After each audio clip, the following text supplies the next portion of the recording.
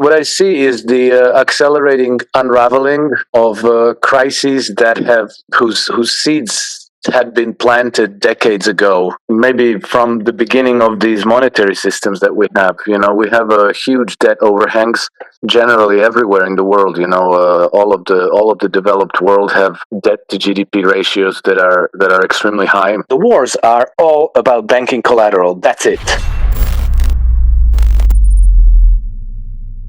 This is an audio recording of an X space courtesy of thecoinrepublic.com, the go-to place where you can keep up to date with what's happening in the crypto space.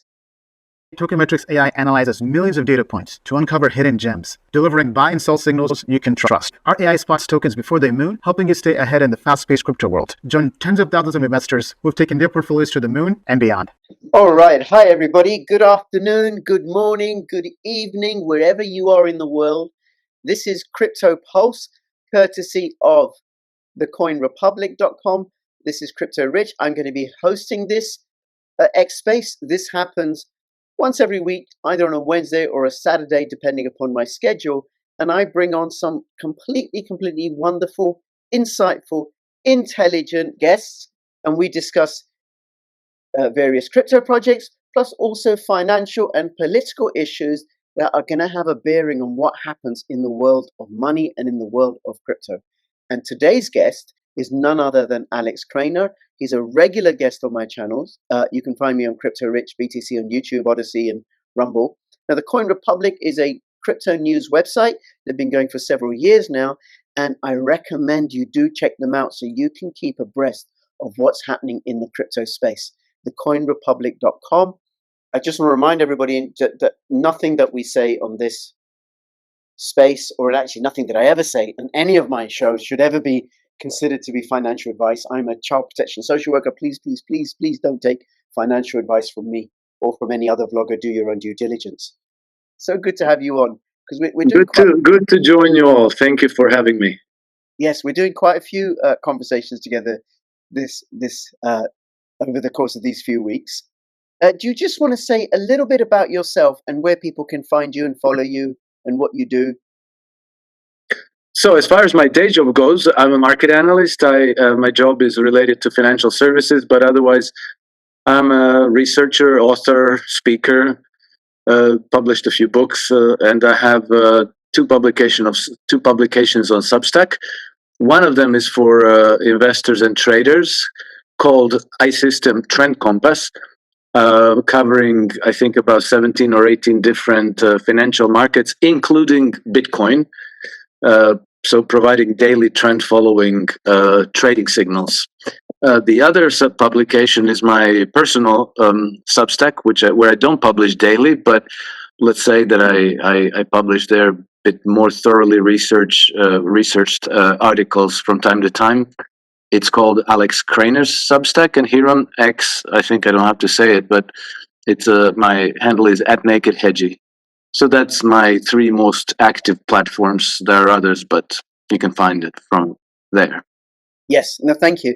And what I would suggest, everybody who's listening, please follow Alex on X. So if you click on his icon, that should take you to his X account, and then you can follow that there. And then that will give you the links to his Substack and also his trend following iSystem. Now, you said that you track Bitcoin. Now, if someone was interested in tracking Bitcoin and the price movements in Bitcoin and trading off that, is that something that they could do using your service? How would that work?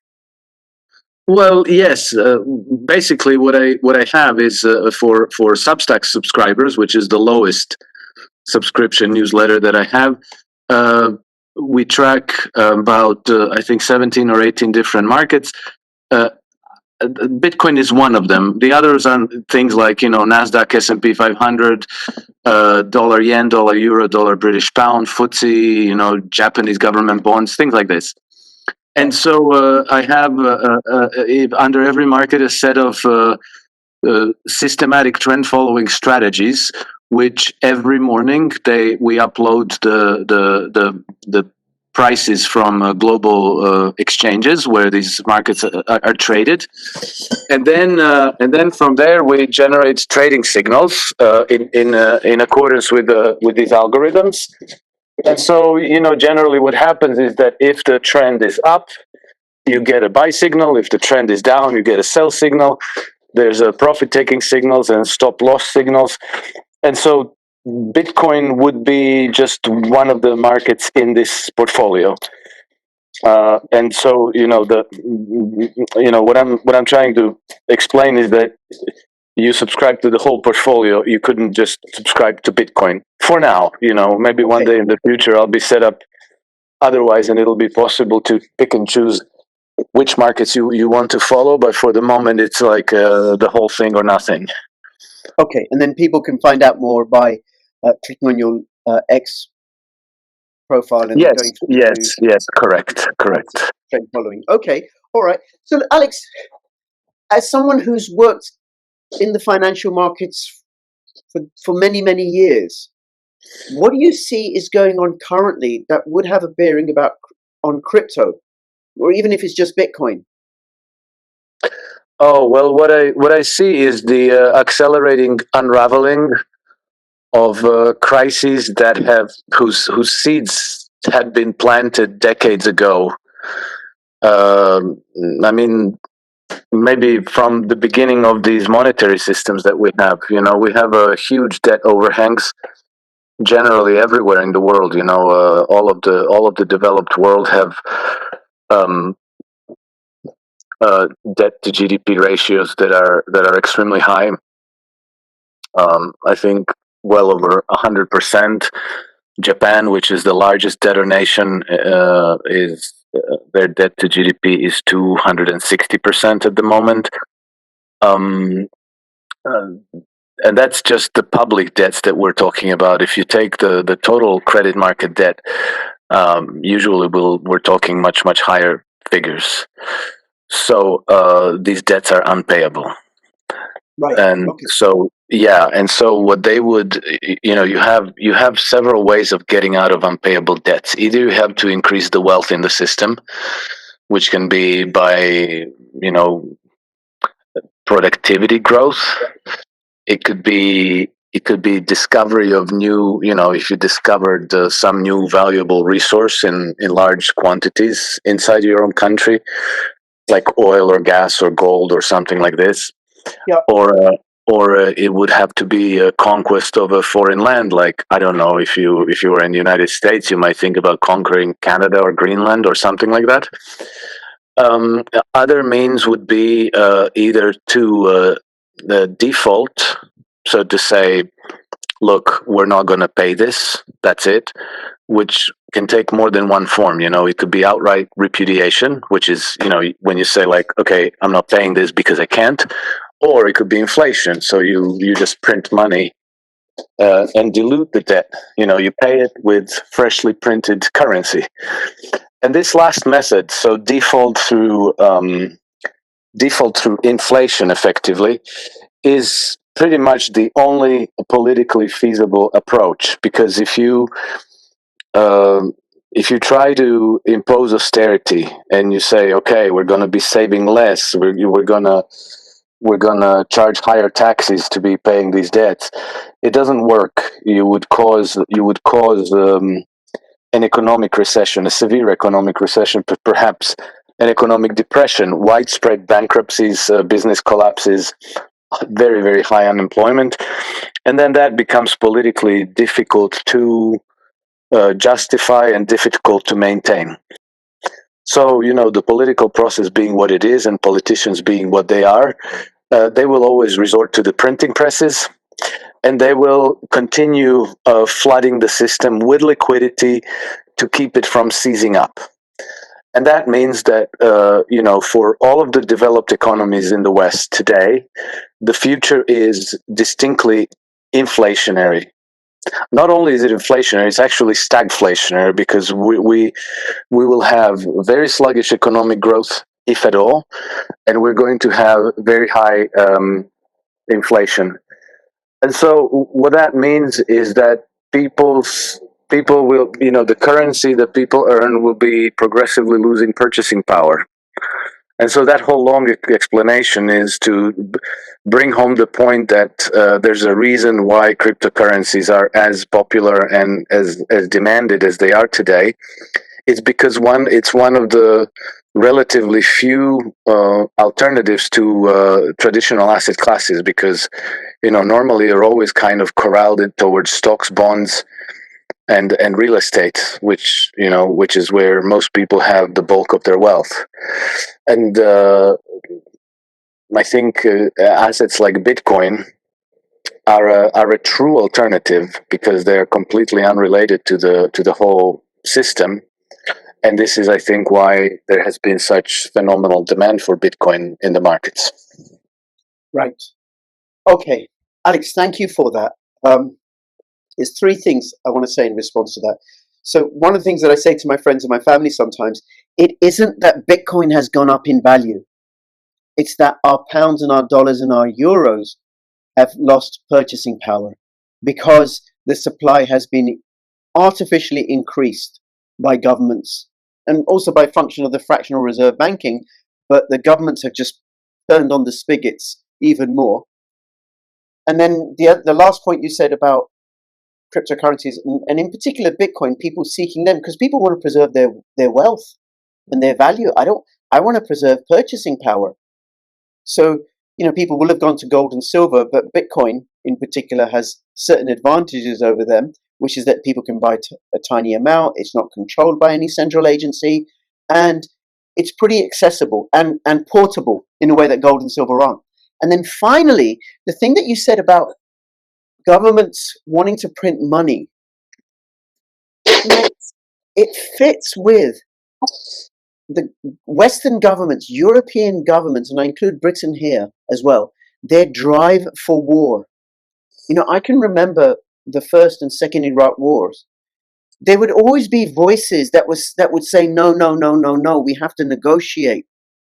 We have to, seek peace, a peaceful settlement to this. No to war, no to war. Or even back in the 60s, where the US wanted the UK to get involved in the Vietnam War, and the Prime Minister at the time said no. So am I right in assuming that the drive to war, and anybody, by the way, who is opposed to war, like Orban, like the IFD, like George Galloway in Britain, they're far right.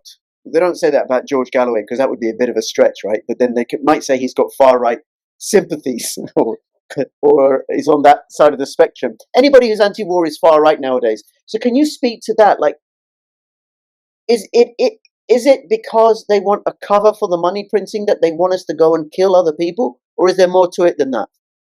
No, I think there's more to it than that. I think, remember, I said one of the ways to preempt the financial collapse was to bring in more additional wealth into the system, right? And the way our systems work is that currency is issued as debt, right? So no debt, no currency. If nobody took on any debt, there wouldn't be any money in circulation. But in order to issue currency, in order to give out loans to people, to businesses, to governments, there has to be collateral that's added to the system. Well, not in case of governments, but for private corporations and individuals to raise debt, they have to have money, good collateral to post with their bankers, right? And so, when an economic system becomes saturated with debt, that means that all the good collateral has been tapped out. It's been hypothecated, and you can't issue more debt on the basis of that very same collateral. So there's a strong incentive to go abroad and to try to wrest control of other people's collateral, meaning other people's systems and infrastructure and natural resources. And I think that maybe in the past decades, there was much less pressure on Western governments to go out in search of collateral. because the debt to equity, debt to GDP ratios were nowhere near as high as they were. There was a lot more good collateral still in the system to be leveraged for new loans. And I think that today there's a this has been, if I was in the hedge fund industry for about 15 years, and for a very long time there was talk of shortage of collateral. Uh, and I think it's come to the point of British, European, American financial systems pretty much scraping the barrel to keep afloat. Um, and so Russia and the Middle East and Ukraine, they're very, very resource rich countries. So if you could orchestrate a regime change there, or conquer the countries, impose your own governments, then these governments would be more forthcoming to allow Western corporations to exploit their own resources. And these Western corporations, I don't know, we're talking about companies like Rio Tinto, Royal Dutch Shell, British Petroleum. Yeah, there's hundreds of these corporations, so that I don't try to name them all. But basically, they are all clients of these big Western banks like RBS, like Bank of America, J.P. Morgan, Barclays, and so on. And so if they took control of collateral in Russia, in Iran, in Ukraine, and so forth, then they could post that collateral to raise multi-billion-dollar loans with Western banks, and that wealth then would effectively become the wealth of Western financial systems, because once you issue a loan against something, that loan is an asset on your balance sheet. So you're again growing your loan book, and all those loans have to be paid back with interest. And so your banking system receives blood again. It's kind of like a vampire. It needs to take blood of its victims, and then it gets to live again. But if then you have these mullahs in Iran who won't share their resources. That is, they won't share our resources with us, and you have evil Vladimir Putin in Russia who won't give us Russia's resources. Then you have to go and take it by force. And of course, they won't come out on BBC and Channel 4 and so forth and say, well, we have to go to war against Russia because they won't give us their resources. They have to start talking about human rights and democracy and civilization and spreading the word of Christ, and all of these things that have been used for centuries now as justifications to conquer and pillage and plunder and enslave and colonize and effectively plunder the wealth of other nations. And this has been the business model of Western colonial powers for 5 or 6 centuries now. And so this is what's still going on. And so, contrasting today with what may have been the case a few decades ago, I think that the only difference is that the pressure a few decades ago was lesser. There was less pressure. Today, like the fuse has burnt almost to the end, and the pressure is enormous. It's almost existential. The whole system will implode if they don't manage to, pull off a regime change in Russia or in Iran or another resource-rich nation. So I And think it, this. Yeah, go ahead. yeah, and it would need to have major riches, like a lot of riches, like Canada, like Russia, which I think has $75 trillion worth of resources there. Yeah, and so you can usually if they say it has an estimated $75 trillion in in natural resource wealth, well, that means that you can leverage that into even more credit creation, Oh my because God. in the Western system, we have this wonderful thing called fractional reserve lending. So that I don't know if BP obtains a new $1 billion loan from RBS, for example. So that's a brand new $1 billion on RBS's how do you call it, balance sheet, and that's going to be a lot of cash, which can then be uh, used as collateral for further loans. You know, Okay. and all of the people who are going to be getting jobs, they're going to have their salaries paid, and then those salaries, their jobs will be security for getting real estate loans. So you end up being able to inflate further financial and housing bubbles, right? That happens for real. And on my Substack, I documented. I came across research by one Regan Boychuk, a Canadian researcher and independent investigative journalist, who traced how Alberta's oil sands were leveraged by Rockefeller interests in New York to pump up the housing bubble in the early 2000s, if you recall, the bubble that burst in 2008. And so it started happening from the moment when U.S. banking interests obtained control over Alberta's oil wealth, which is estimated at about 175 billion barrels. Value more or less $9 trillion. And on the basis of that, they managed to pump up something like a $5 trillion housing bubble, in addition to other things. I'm just talking about the effect of this collateral on the housing market. Of course, we know that the housing bubble then burst, but no large bank went bankrupt, and no senior banking executive went to prison or was charged criminally or otherwise for this. But the heist in total, as I documented in one of my articles, the total heist was something like the wealth transfer, right? The plunder from the banking system, from the society at large to the banking system, amounted to about $80,000 US per man, woman, and child living in the United States.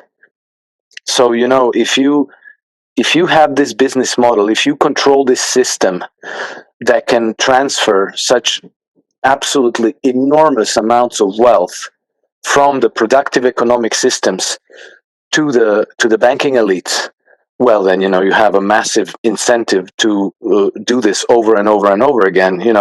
Alberta's resources, Russia's resources, Ukraine's resources, Iran's resources. It doesn't matter. They just wash, rinse, repeat as many times, as many places as possible, and they never answer. They never are held accountable, because I don't think very many people even understand how the system works. And a few years ago, when I started talking about this, the whole game being played about collateral, people were looking at me like I belonged in a lunatic asylum. But fortunately, lately the idea is beginning to catch on. And last week I was on a podcast with Professor Glenn Deason, and he told me that he recently spoke to someone who who someone who had worked for MI6, or maybe he said British intelligence. I don't know if it was MI6 exactly, but somebody who had worked for the British intelligence for decades. And this person told him that the wars are all about banking collateral. That's it. And so that was, let's say, a fairly important and legitimate confirmation of or corroboration of what I've been trying to explain to people. Alex, that's just incredible. I've heard you say this before, and every time I'm just struck by the clarity with which you present this argument, but also the implications, and then how we're all trapped inside this system and we Yes. don't know what's going on. I've been Yes. studying money and how it works when I first came across gold and silver, started looking into gold and silver in 2011. But this is revelatory. And just as a little sort of humorous diversion, Alex, if Russia has $75 trillion of collateral and the European Union was somehow able to access it and destroy Russia and seize all that $75 trillion and then rehypothecate it so many times, how much is one Bitcoin going to be worth then, Alex? Oh, what a wonderful world it would be. Bitcoin, $1 trillion for one Bitcoin. Yeah, something like that. Something like that. Okay, now on a more serious note, the drive to war by the Europe, which has no collateral really. I mean, there's a little bit of coal in Germany, and Netherlands has a little bit of gas, and Norway has gas and oil. The UK has a lot of gas, oil, and coal. They're talking about going to war, arming Ukraine, arming themselves, getting involved somehow. But today I saw something on X how Ed Miliband, the energy secretary in the UK, they're making it difficult to dig up oil and gas and coal. They want to go net zero. How on earth are they going to be able to create a war machine on renewables without any commodities? How do they square this circle? Is it Yes, just you got me there. I have no idea. I think that a lot of these plans were formulated probably during the 1980s, the 1990s. And I think that at that time, a lot of these quote unquote elites, these rentier parasite sector of our societies, they believed and they assumed that they would be running the world, because they had, in the early 1990s, they had their unipolar moment, when the whole communist bloc collapsed and the Soviet Union collapsed. And then there was just one side left, and there was going to be just one superpower, the United States, with its allies, primarily the UK and the European Union. And then they were going to impose solution on all the rest of the world.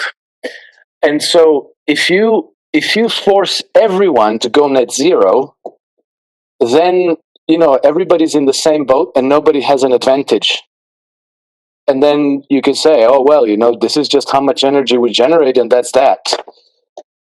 But if you have countries like Russia, China, Iran, I don't know, Venezuela, India, who say, well, we need energy, so we're going to be developing nuclear, and we're going to be using coal and oil and gas and everything that we need, then you're setting yourself at a massive disadvantage. Not only that, you can no longer run blast furnaces and produce steel. If you don't produce steel, you don't have a military industry. And so the whole thing seems absolutely and completely idiotic. And then the consequence of this is that you're just digging yourself deeper and deeper into the hole. But I think that these people are they're just simply implementing plans that had been formulated decades ago, and rather than adjusting them and saying, look, this no longer makes any sense. The Russians are using oil and gas and coal and developing nuclear power. The Chinese are doing the same. The Iranians are doing the same. The Indians are doing the same. We're just basically deindustrializing and disarming ourselves to their advantage and our detriment. But instead, it's become like an orthodoxy that you may not question. And if you do question it, then you're, I don't know, an anti-Semite and a misogynist and a Nazi and whatever else they tell you. And so it becomes, I think, kind of like a monomaniacal zealotry, that you just pursue a goal because the goal had been set, and you don't think about wider circumstances and the need to reassess the plans and change course. So to me, it's truly puzzling. It's really truly puzzling that they are incapable of a reflection, that they're incapable of affecting a course change. But I've been observing this now for many, many years, that this keeps happening, that they don't, like in World War II, Gallipoli, they send waves of men against machine gun nests. And then somebody says, well, the other side, they have machine guns, machine guns, they just mow down our people, so we can't keep doing this. But the orders keep coming, no, keep doing it, as though machine guns never existed because somebody formulated that type of a strategy of attack decades ago before there were machine guns. And, by jingo, we're going to keep doing the same thing until it succeeds. So I think that this is the same phenomenon that we're observing now again. Yeah, and I can see it happening with Ukraine as well. They just keep sending, for years now, the Ukrainian government have been sacrificing its people versus, okay, we're losing here, we're getting battered, let's preserve what we can and start talking.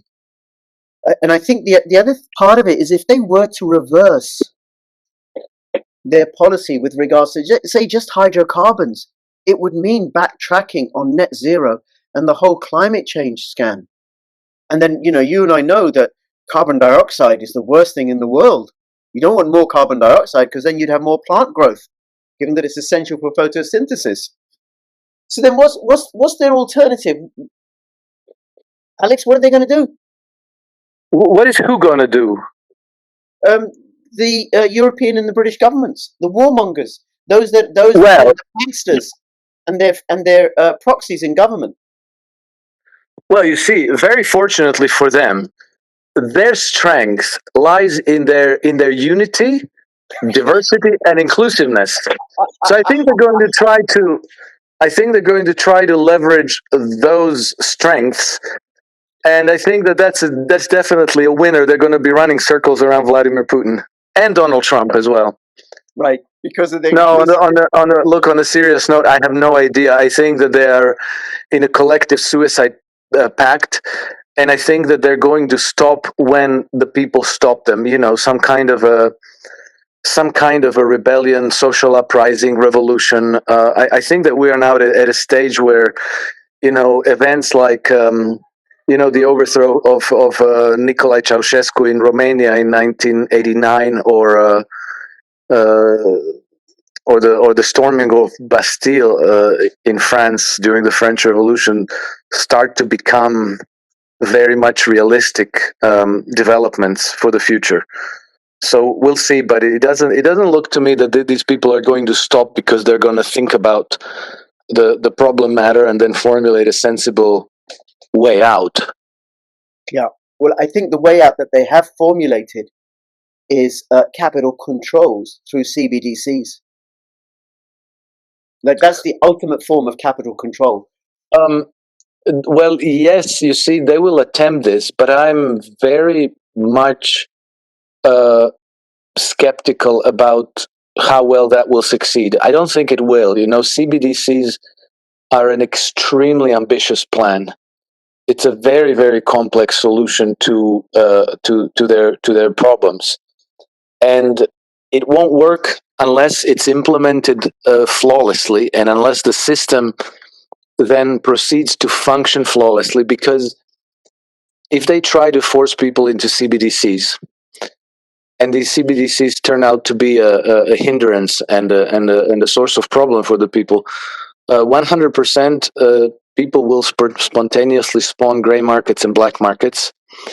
And once you have a whole percentage of your GDP that's being transacted on black markets, you're not getting that back. There's the governments simply do not have means of control and repression that are so extensive that you could beat that ghost back into the bottle.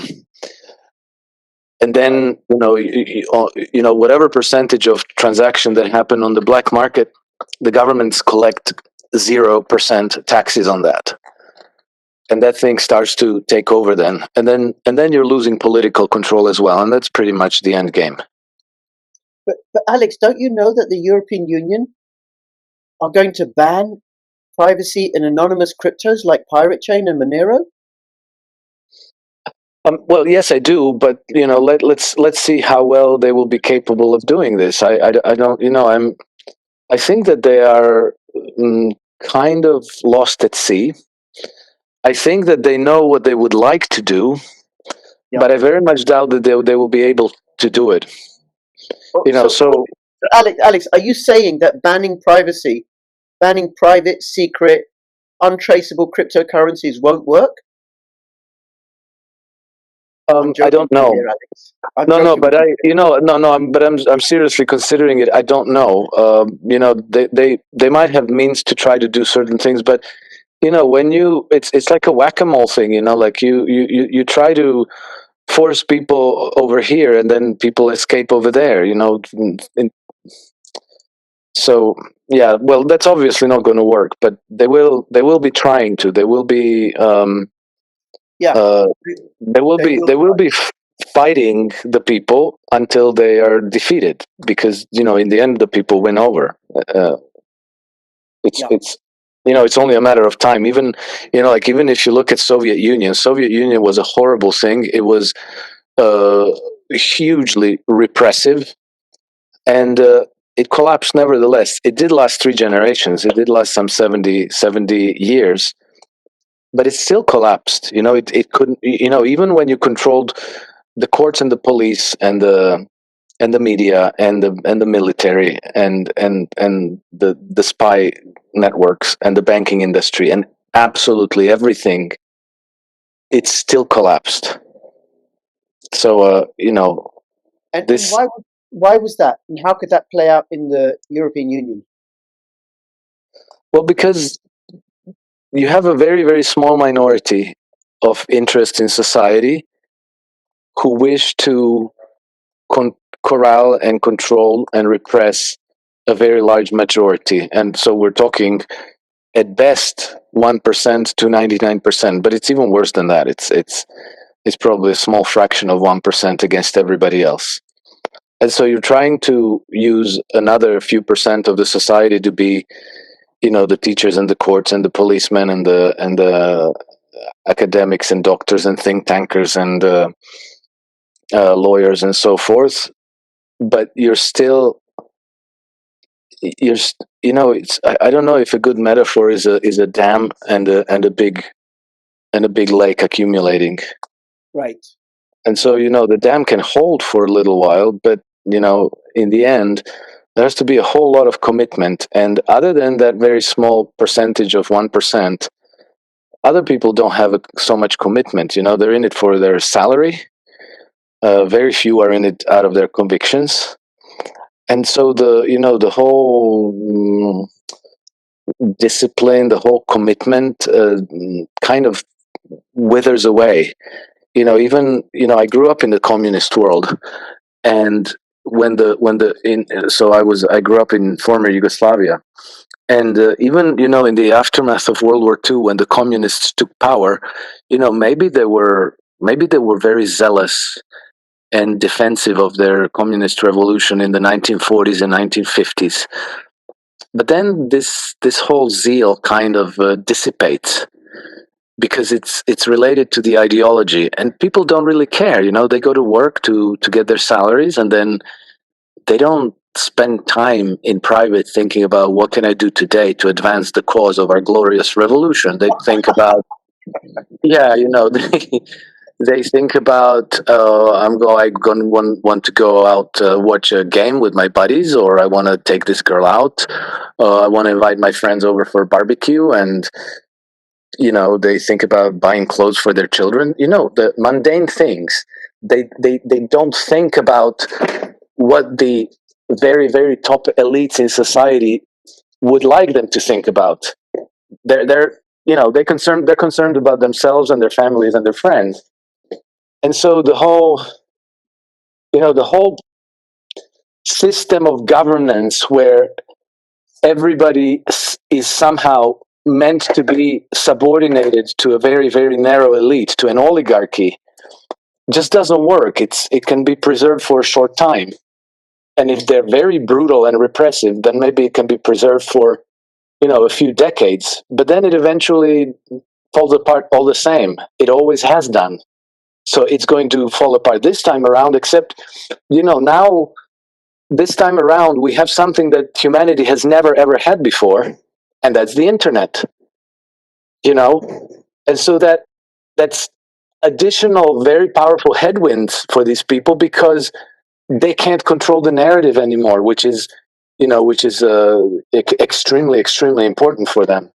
So, unable to control the narrative, they're also unable to control the systems of enforcement and repression and so forth. So I think that maybe the life expectancy of their various plans and agendas is going to be much, much shorter than it has been through history. Yeah, I can certainly get that, because information just flows much, much faster, and there's a greater diversity of opinion. However, it seems, Alex, that the whole project to trap us in these digital prisons, to atomize society completely, it has been so well thought out. It's like there's a full frontal assault on every aspect of our lives. Just some of the legislation that's going through in the UK, and which I imagine is matched by what's happening in European Union countries. All the different policies to destroy the food supply, the education and welfare bill, which would mean that parents don't get a say how their children are educated. It would have meant that I wouldn't have been able to home educate my kids had that law been in place. A law to stop banter in pubs and to slowly destroy pubs by saying that they can't even smoke. People can't even smoke in the garden. And this would actually also destroy football, because it could be used by the government to regulate what happens in a football stadium. So wherever people gather is under assault. Yeah, yeah. That even that sort of control, the low traffic network, so we can't travel more than 15 minutes. Are you saying that? I mean, I could go on, and I do on my channel, quite a bit about this, right? Yes, well, all of that is going to be insufficient, because it's the sort of hold that the Soviet Union never had. Well, I don't know that under Soviet Union they've tried to go so far,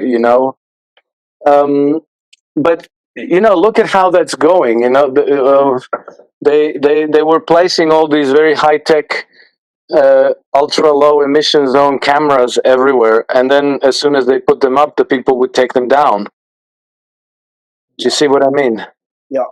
And the same thing will happen with the markets. If you try to, if you try to force people into CBDCs and then say, like, okay, you can have 10 liters of petrol per week, I guarantee you that there's going to be somebody entrepreneurial in the community who's going to go and steal a tanker full of petrol, and they're going to be selling it at some, speakeasy place, and people are going to go there.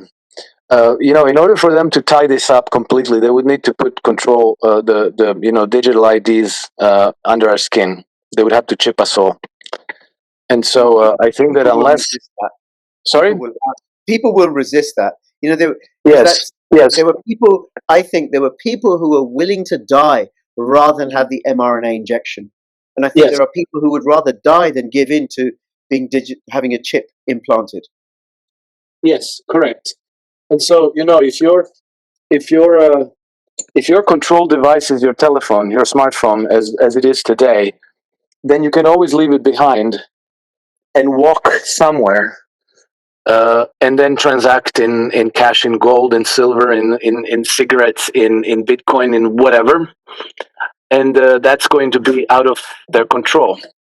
If they put it under your skin, well, then you're cooked. Then, that's the equivalent of accepting chains on your ankles forever. And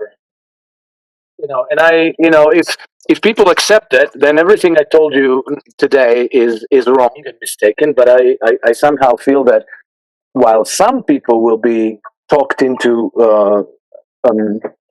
taking a chip under their skin because, it's so convenient, you have all your medical data and your money and your bank account and your ID and everything. Look how easy it is to go through the lines at the airport. They will create incentive inconveniences, and some people will fall for it. But I think that a large segment of society will say no. And I think we're probably talking more than half. And then their whole system doesn't work, or it works on only partially, and it can't. See, the problem is that for them, either it works completely, or it's a failure. And I think that there's no way in the world that it's going to work completely. So I think that the odds of them succeeding are next to nothing. Yeah. I completely get it, because if there's a tiny crack, that will get exploited. Exactly. That's like that dam. Like you build the dam, but there's a crack in the dam, and it's only a matter of time and sufficient pressure when it's going to collapse. Yeah. Alex, thank you. We must give a special mention to Pirate Chain and Monero, but I'm a particular fan of Pirate Chain as a completely anonymous, decentralized cryptocurrency. So, with Bitcoin, Alex, you can follow the transactions, and you can use chain analysis to find out how much Bitcoin went to which wallet and where it went from there and where it went from there, and so on and so on and so on. With Pirate Chain, there's no data on the blockchain. Nothing. It's as good as cash, but across distances. Just want to say that to you. Okay. Alex, do you want to let people know where they can find you once again? Yes, of course. Thank you. They can find me on Substack. I have a personal publication called Alex Krainer's Substack. I have a market publication, which is daily, called iSystem Trend Compass. And I'm active on this platform. My handle is @NakedHedgie.